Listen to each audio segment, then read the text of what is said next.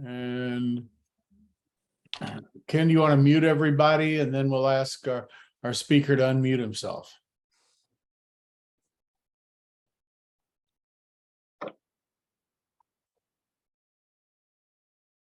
And Bud. Yes, and Bud. So yes, please go ahead and unmute those who need to speak.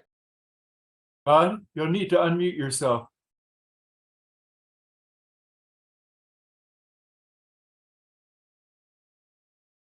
Are we there? Yes. Here you go. Okay. Thank you. And thanks for the opportunity, Mark, or the invite to do the introduction.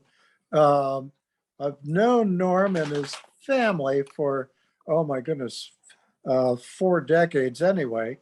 And it's been a fun, interesting, and rewarding connection. Long ago, Norm, better known as Kip by our family, has been one of those acclaimed family. So we've known him in so many various situations and locations.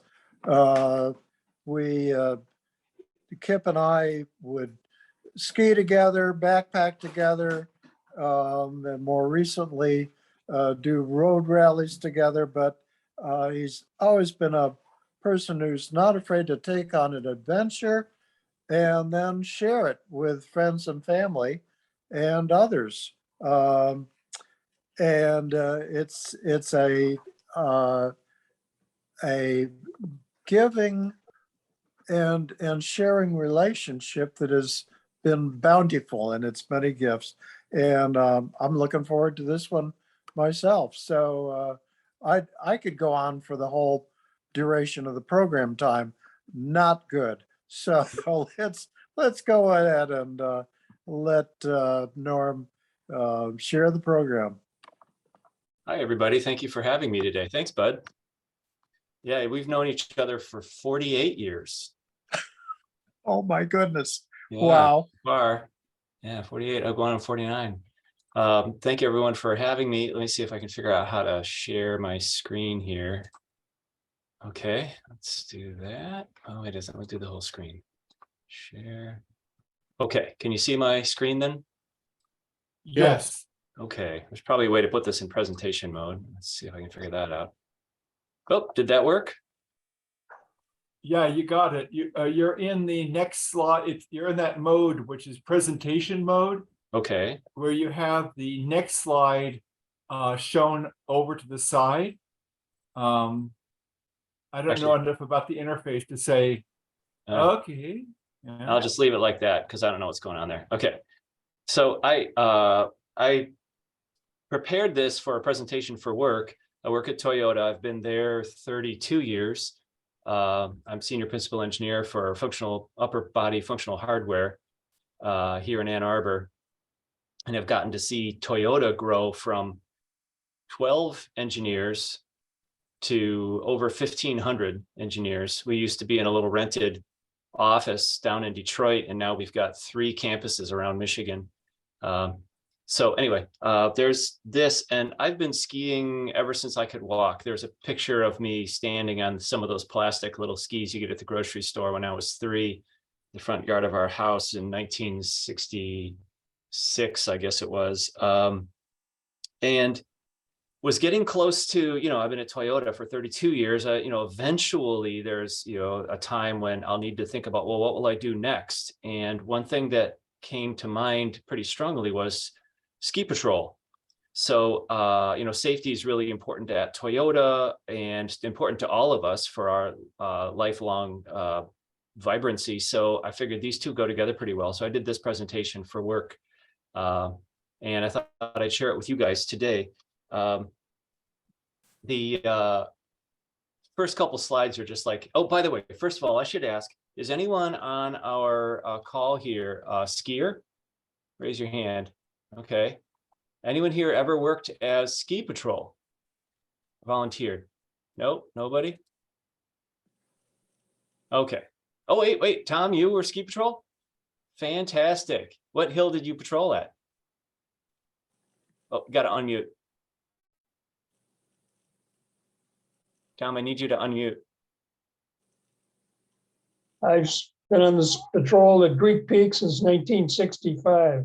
Oh, that's fantastic. You're still there? Yep. Wonderful. Wonderful. Okay. That's terrific. Okay. So, ski safety, you've seen these signs around. If anyone here has gone skiing, you've seen signs like this. The items on the list, the numbers of them change from hill to hill, but the most important factor here is that you are in control of your safety. And same thing applies in the terrain park. We've got a couple of these different approaches that are used to help terrain park users avoid accidents and prevent injury. The other thing for getting ready for skiing is to think about how to protect yourself. And for folks from New York, skiing in New York, it might be obvious. But if you go out west, for instance, you may need to think about high altitude, dehydration, sunscreen. So we talk about you're wearing layers of clothing, wearing a helmet, which is now basically everybody should. There was a time when you wore a thick knit hat and considered it good enough. And of course, your ski equipment should be in good condition. But the facts of being at 5,000 or 10,000 feet of altitude, that you can dehydrate very much more quickly than you're used to. And the UV at that altitude is 30% higher than what you get normally. And the oxygen level at 10,000 feet is 40% less than what we get at a place like Greek Peak.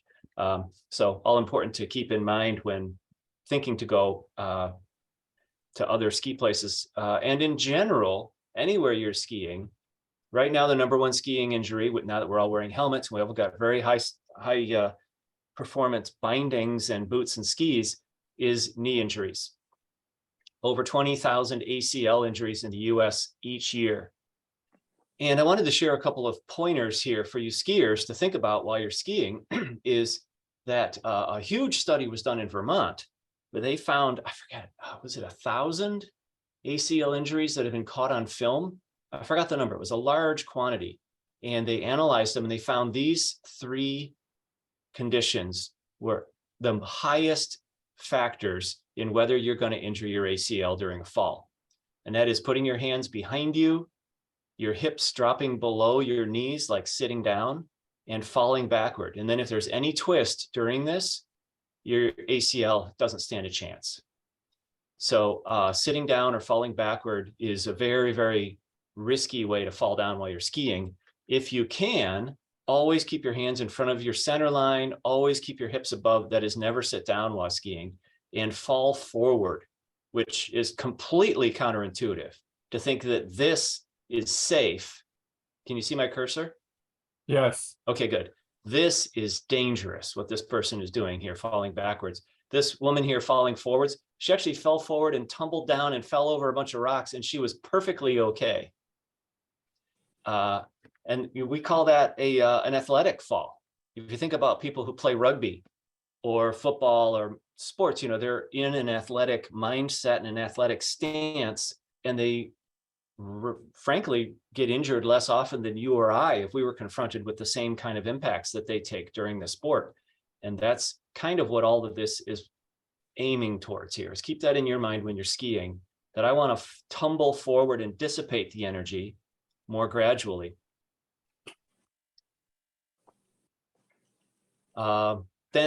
Okay, so now National Ski Patrol was founded, moving on to the focus of my presentation, was founded in the 30s. It's recognized by a federal charter, one of the few organizations that recognized that way. They exist to care for skiers without charge. That's different in Europe. They charge rescue service there. I joined NSP because I realized that I'd skied my entire life under their protection. I'd never needed ski patrol, but when I looked back on my experience, I realized how much I'd benefited from having them there. If anything had happened, I could have had that for my protection. So I looked into it and found out the 2-year training program I could do here locally in Michigan. And an NSP patroller, the level of training you get after those 2 years is relatively similar to an EMT basic. There are some differences, but it's very similar in many regards. And you become a first responder. You are the pre-hospital treatment, the pre-ambulance care. You could be the last person to talk to someone before they go unconscious. So what you experienced or what you remembered from what you got from that person when you first met them can be crucial when you hand them off to a higher level of medical care. As NS Ski Patrol, we are trained by the National Ski Patrol, but we're employed by our host mountain. In Tom's case, he's employed by Greek Peak, or he volunteers and represents them. Over 80% of NSP members are volunteer. There's over 30,000 of us on 650 patrols around the nation. And there's some in Europe. This is weird. In Europe, I said, they charge. Well, there are some resorts in Europe that are part of NATO and part of the military, and they are patrolled by American National Ski Patrol. What appealed to me about Ski Patrol, after having thought of nothing but myself for the last 32 years working in my career, was that I could get a chance to give back to a community that means so much to me, downhill skiing. And like I said, we're similar to an EMT basic, but with cold weather patient care and transport, which is quite different from somebody who has an ambulance right there, which is a fully outfitted emergency room. We've just got what we can carry on our backs. And then also helping skiers with special needs, adaptive skiers, people mentally challenged, extremely young and extremely old. And then of course we are the ambassador of the host resort. So it's important for them that we do our job well, also that we know how to ski well and perform with confidence so that we make a good impression on the customer who hopefully will come back. I mentioned there's 2 years of training involved in becoming a basic patroller. The first year is classroom, that's me right there in the middle, where we learn first aid skills, learn how to identify a life-threatening injury compared to less, something you can treat on the spot, and then, or medical conditions, somebody who's diabetic, heart condition, or so on, and then understand how to treat them and stabilize them so that you can get them to a higher level of medical care. So airway, breathing, circulation, neurological disability, expose the injury, know how to do CPR, splint the injury to stabilize for transport, and so on. And then there's 2 years of on-hill training where we go through the toboggan handling, loaded alone, loaded with a tail, and let's see. That's like, sorry, I'm trying to keep up with because I can't have my presentation mode on my screen. I'm using my paper version. And one of the aspects of the on-hill training that I found fascinating is that their goal is also that when you're skiing around in uniform, you look good. I mean, let's face it, you represent the resort, and if you ski around clumsily, you don't make a good impression. But more than that, skiing well is skiing efficiently. And if you're going to patrol for 8 hours, you may get a call last run of the day and you've got to go out and perform one of these rescues, and you need to be strong enough to do that safely at the end of the day.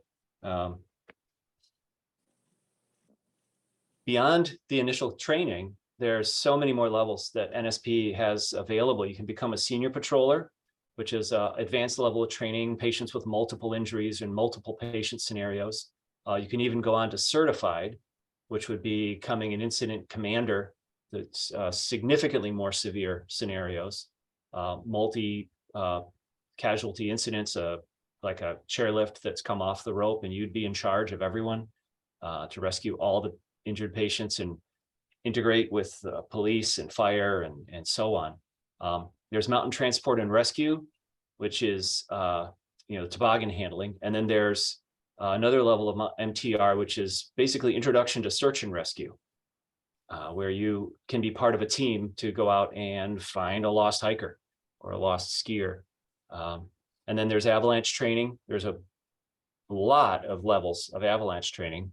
And then after 9/11, FEMA was incorporated these training modules for incident command system, how to coordinate across multiple organizations smoothly. A lot of stuff was raised up from 9/11 that a lot of improvements were made. And then beyond on-hill snow service, there's year-round patrolling. A lot of resorts are getting into biking and other types of sports that are summer-based because of shorter winter seasons. But remember that in mountain biking, there are no soft landings. For me, that's one of the big appeals of snow skiing, is that you can bounce and roll and maybe get away with it. But on a bike, pretty much you're going to hit something hard if you fall off that bike. And then transporting somebody. If you're way out in the backcountry, you've got to get this person. You don't have gravity and a sled to help you. That could be a long walk. And then a lot of places have like mutter runs, or the hill that I used to patrol at here in Michigan, Mount Brighton. They have their own version of mutter run called a dasher crash, where you've got to survive these very complicated obstacles. We get a surprisingly few number of customers from things like this. I think it's got a lot to do with that athletic mindset and stance, that people who are signing themselves up to do something like this has it in their mind that they're going to be bouncing off stuff, and that seems to work pretty well. Same thing for the terrain park. Brighton has a big terrain park, and it's filled with these welded steel structures that the kids are bouncing off of all day long, and they do backflips off the jumps and land on their head. And I have been amazed over the 5 years I patrolled there, how few of our customers came from that. Looked like just trauma central, but the kids have the right mindset and they're young and they bounce. Just remarkable how often you can fall while skiing and not end up in a hospital. In fact, most of our injuries that I see at a place like Brighton are first timers, early beginners, or somebody with a lot of experience who stopped paying attention and got themselves hurt. And then, of course, skiing includes snowboarding too. And I saw this bumper sticker on a snowboard out west, and it made me laugh.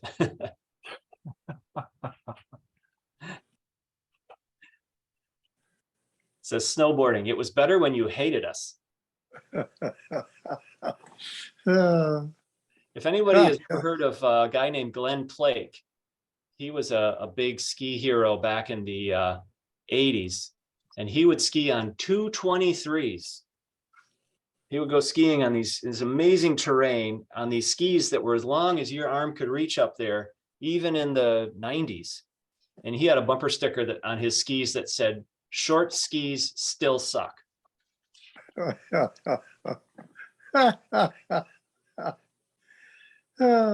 Okay, so in summary, as a basic patroller, you're similar to an EMT, which is basic first aid and first responder.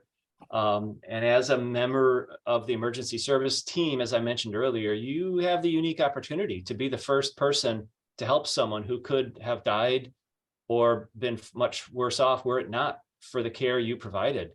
And the other members of the EMS community, emergency medical system, such as the ambulance crews, they'll interact with us as we transport the patient to them, and we have to hand off crucial information about that patient's condition. Has their pulse rate been increasing or decreasing? Is their pulse rate indicating they're going into shock? What other observations did we make of this patient while we had them in our care? Also, there are some off-hill activities. I got a chance in 2019 to contribute to a Department of Homeland Security multi-divisional mass casualty simulation at a huge local concert, outdoor concert arena. And they had police, fire, ambulance, FBI, DHS, and many, they had a lot of volunteers. And the idea was that we simulated a concert crowd. And during the concert, terrorists attacked, firing assault weapons. And there were people in the crowd who had moulage, which is like special effects from a movie. to look like they'd been shot and injured, and they were given scripts about, okay, here's your injury, here's how you're going to behave. And then the rest of you need to run around like crazy because you're terrified. And all of these rescue teams have to come in and deal with us. And the better our acting, the more good we can do for them to prepare for, heavens forbid, something like that should ever happen. So it's kind of an interesting endeavor being a part of this. Now I'm going to brag a little bit about stuff I've been able to do now as a result of all of this. I finally passed my basic training, which made me super happy. I've gotten a chance to go heli skiing up in Alaska a few times, which is like skiing normally, except every run is epic powder. Like the best powder day you ever experienced, but it's every single run. And then sometimes, so I patrolled here in Michigan for quite a few years. Now I've worked long enough at Toyota that they let me go part-time in the winter and work, thank you, COVID, let me work remotely now that we've learned that that works. And so I now patrol in Jackson, Wyoming. And I wanted to show you a little, this is a hike that I did. You go out the gate, out of bounds, and you hike up this ridge all the way to here. And then I skied down this line here and over. And this is Cody. And if you've ever been to Jackson and to talk about Powder 8 competitions, they used to do it on this shoulder here. It's about an hour's long hike up there to start that Powder 8 competition. And this is standing right around here looking at this terrain. Here's where I'm about to ski in on the other side of this range. And here's a long shot of no shadow, which was the run that I did. And this prominence here, what I did is I skied down to the bottom of that prominence, and then we all met up there, and then we proceeded down the rest of the way and traversed out. And I got to be the first one to go down, which was great. And actually, let me see if this works. Yeah, so I can just let this play in the background while we continue and maybe do Q&A. This is my camera footage of hiking up to ski no shadow. And what I'm going to do is I'm going to just fast forward a little bit here.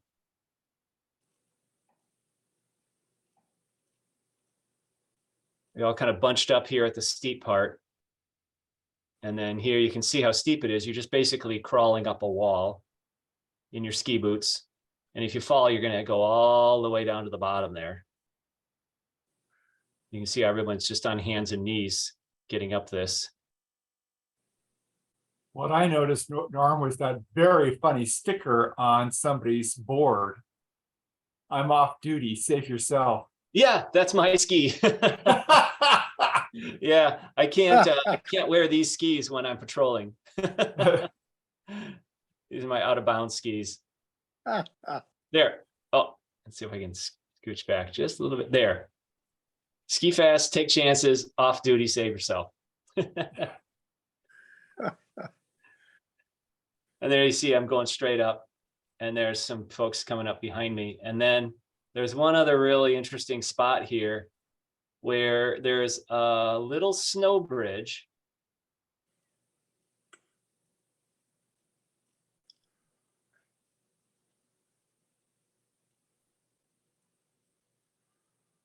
Scrambling over rocks in ski boots, not the most comfortable.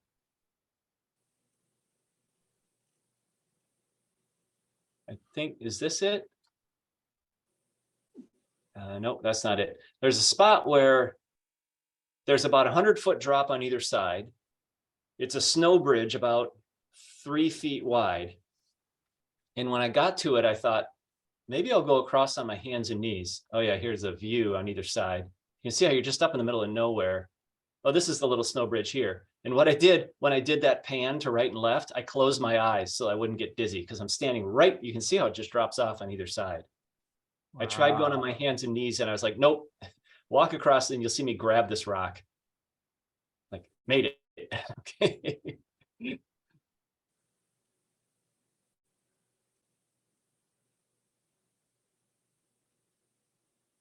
And notice I don't have my ski pole straps on. When you're out in the backcountry like this, you never have ski pole straps on, and you keep your pack loosely Unstrapped. buckled, because if you got caught in an avalanche, you want those things to go away. You don't want them to act as sea anchors and drag you down.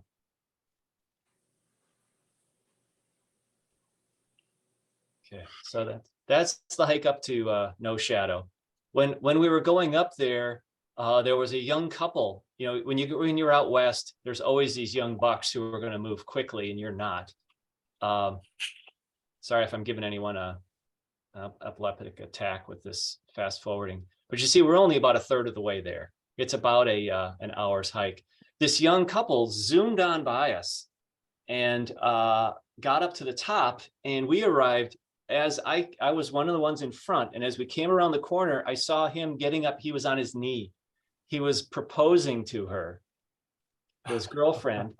And she was kind of pissed off. She was like, Jesus, why don't you slow down? We're out here to enjoy ourselves. He wanted to get away from this big group of yahoos to propose to his girlfriend at the peak of this amazing place. And it turns out that we had also passed some guys who are out shooting what they call B-roll. They make ski films professionally, and they've got these $20,000 cameras that they film with. And so I saw the guy getting up off his knee, and I ran up to him, and I thought, I'm going to be that person. I am not going to be discreet about this at all. I ran up to him and said, did he just propose to you? And she said, yes. I said, what did you say? And she said, well, I agreed. And everybody cheered. And then these photographers were behind us, these filmmakers. And I turned around and said, guys, you got to take some photos of these people. So they ended up, we did a whole receiving line for them. The camera people were all like, oh, absolutely. And they exchanged information. Here's how we'll send you the files. So they got these absolute top-notch engagement photos from the top of the peak of one of the most extreme lines you can ski in Jackson, Wyoming. And it was all because he tried to get away so they could have some privacy. And we decided they were not going to get any. Great story. And then I'm going to just, while we're doing Q&A here, let me do this video for you.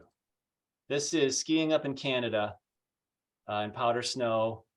This is also heli skiing at a place called Canada Mountain Holidays, CMH. And they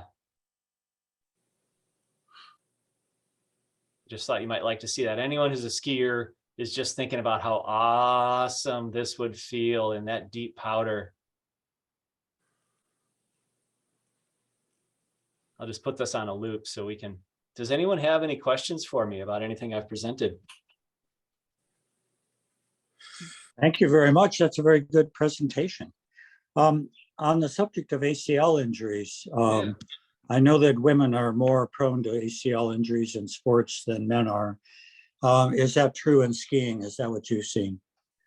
That's a very good question. I don't know the answer to that. I'd say where's the repeat? I don't have a repeat button. Okay. The lower muscle mass generally between the genders could be a factor. I wouldn't be surprised that there's not as much difference when you're talking about true athletes compared to, your average run-of-the-mill people who are sitting in a chair most of the year and they go out skiing a few times. That I bet you the true athletes, they're probably much, much closer in percentages between women and men, because they would both be in that, that athletic mindset and positioning to help protect themselves. What is relatively speaking the rank order of injuries that you're seeing from the most prevalent to the lesser? Most prevalent would be the basics, a hurt wrist, a twisted knee. So we put them in a simple splint and get them down. Here we go. And it's the rare ones that are really dramatic. It's funny, in the 5 years I was at this little local hill here in Michigan, that was really all I ever saw, ever. And they would talk about how some patrollers had been there 20, 30 years and they'd never seen a myocardial infarction, a heart attack or anything like that. Sometimes you'll get somebody who's diabetic and they just really didn't think about how much more glucose intake they would need today, and they get low, and all of a sudden they've got an altered mental status, and we've got to get them some glucose. But out west, in one season at Snow King, where I patrol now, I saw 3 life-threatening injuries. One, I was involved with a rescue. We had somebody who had hit a tree and had ruptured his spleen and was bleeding out internally. But when we arrived, he was still totally alert, and he's a little dazed, but he actually got himself into our toboggan. But where he was located, we had to use a rope rappel. It was far too steep to ski the toboggan down, and the rope was 200 feet long, and it was about a 600 or 800 foot length of distance that we needed to do the rappel. So we'd rappel him down 200 feet, anchor him, ski down, reset the anchor, rappel him down another 200 feet. By the time we got him to the cat track, his mental status had started to decline. We call it AAO times 4. It's like, are you alert, oriented, and on your name, where are you, what are you doing type situation. And so we got him to the ambulance as quickly as we could, and fortunately, and come to find out the next day that he was bleeding out, and it was a close run thing. We got him down in time. Another rescue I wasn't involved in, but I was there that day. There was a young lady, 23 years old. She was sitting on the side of the trail, not a very difficult one, dizzy, headache, and vomiting. And a lot of people would assume, okay, that's probably altitude or severe dehydration. Maybe she was drinking too much last night. 23 years old. Turns out she was having a heart attack. And she didn't present, women often don't present with a left arm pain that, we always talk about for men, but she did have that sense of impending doom, which can sometimes accompany that, and got her to the ambulance quickly. And they put the 12 leads on her, and they were like, this woman is having an MCI. We've got to get her quickly to out of town. We got to get her to Idaho, where they've got a full-on medical center. And she coded in the helicopter. They revived her, stabilized her, transported her in the helicopter, got her to Idaho, and she coded again. And they were able to revive her a second time. And our understanding is that she recovered, and she's recovering now back to normal, which was amazing. And then there was a third incident that I was on that it was a skier on skier impact, and it was just really complicated. It was interesting because the person who didn't know how to call our ski patrol, they called 911. So actually the county search and rescue was activated and came to our ski hill to help us do the rescue. And it was a really complicated ropes situation again, where they had to rappel the person down. And it was great because the search and rescue people are, absolutely world-class, top-notch capabilities. And they had really good things to say about our patrollers who had helped them. So. Norm, could I suggest you stop the loop? Sure. Is it distracting? Stop the ship. Yeah. How is your liability protection handled? Being you are remunerated, so you're not a good Samaritan. Under the Good Samaritan law, if you're not receiving any remuneration whatsoever, and you stop and help somebody, and you don't perform negligent care, right, then you're not culpable, you're not liable. But here you are being remunerated in some form, so you must have liability protection. It's through the ski hill. So we are representatives of the ski hill, whether we're paid or volunteer, and their insurance is what covers us. One of the more numerous or frequent injuries I saw as an intern and first-year surgical resident in Vermont, I was not a skier prior to that. And was a ligamentous injury to the thumb, gamekeeper's thumb, and it was related to having straps on the with the ski poles. Yeah. Have they changed those? Is that still a common injury or? That's a good question. I know that I remember back during, I'm sure all of you do, back in the 80s when straps went away and they had the sword grips. And eventually sword grips went away and they're back to straps. A lot of them, I don't know if I can see my photo here from my video. I don't think we'll be able to see it. Yeah, my ski poles don't show up there in my hand, but I don't ski with straps anymore, ever. I just have the poles and they don't even have, if I have poles that came with straps, I remove them. It means I might lose a pole someday. I never have, but if I did, okay. But that way I'm not able to injure myself from them. But everybody else skis with straps and I do not see so many, wrist or thumb injuries like that. So I guess that's why, they do make some, like Lecky makes poles that have actually tearaway straps that over a certain force, they will come out of the pole grip. Probably that's the main answer to your question, I think. Okay.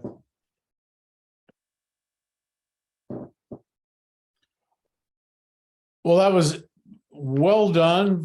Wonderful video and pictures, and thank you so much. My pleasure. Yeah. Any other questions before we close out? Round of applause by all means. Thank you, Norm. Well, thank you for letting me come and do this. This was fun. Thank you, Kip. Yeah.